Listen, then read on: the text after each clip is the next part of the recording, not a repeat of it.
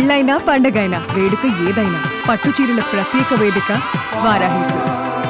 నిజామాబాద్ పసుపు రైతు కళ ఫలించింది. సంక్రాంతి పర్వదినం వేళ నిజామాబాద్లో జాతీయ పసుపు బోర్డు కార్యాలయాన్ని కేంద్ర వాణిజ్య పరిశ్రమల శాఖ మంత్రి పీయూష్ గోయల్ ఢిల్లీ నుంచి వర్చువల్గా ప్రారంభించారు. ఆయన వెంట నిజామాబాద్ ఎంపీ ధర్మపురి అరవింద్ కూడా ఉన్నారు. ఇప్పటికే పసుపు బోర్డు చైర్మన్గా ఆరుమూరు జిల్లా వాసి పల్లె గంగారెడ్డిని కేంద్రం నియమిస్తూ ఉత్తర్వులు జారీ చేసింది. ఈయన బాధ్యతలను స్వీకరించారు.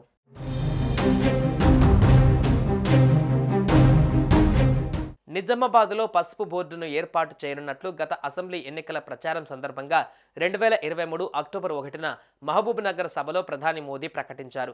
ఆ తర్వాత అక్టోబర్ 4న కేంద్ర వాణిజ్య శాఖ దీనిపైన గెజిట్ నోటిఫికేషన్ జారీ చేసింది.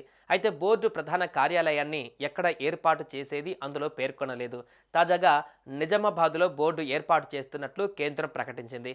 దానికి చైర్మన్గా నిజామాబాద్ జిల్లా ఆరుమూరు మండలం అంకాపూర్ గ్రామానికి చెందిన బీజేపీ నాయకుడు పల్లె గంగారెడ్డిని నియమించింది. ఇక బోర్డు ప్రారంభోత్సవం సందర్భంగా కేంద్ర మంత్రి పీయూష్ గోయల్ ఢిల్లీలో మాట్లాడారు. పసుపు బోర్డును సరైన దిశలో నడిపించాలని అన్నారు. పల్లె గంగారెడ్డి పైన బృహత్తర బాధ్యతను పెట్టామని తెలిపారు. సంక్రాంతి పర్వదినం రోజున పసుపు రైతులకు ప్రధాని నరేంద్ర మోదీ పసుపు బోర్డును గిఫ్ట్గా ఇచ్చారని చెప్పారు.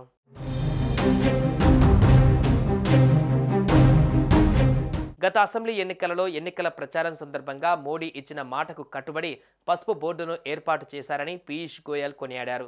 ఈ నేపథ్యంలో ప్రధానికి తాను హృదయపూర్వక ధన్యవాదాలు తెలుపుతున్నానని అన్నారు. తెలంగాణతో సహా మొత్తం 20 రాష్ట్రాలలో మొత్తం 30 రకాల పసుపును పండిస్తున్నాయని, పసుపు బోర్డు కోసం 40 ఏళ్లుగా రైతులు పోరాటం చేశారని అన్నారు. నేడు ఆ రైతుల జీవితాలలో ప్రధాని మోడీ వెలుగులు నింపారని తెలిపారు.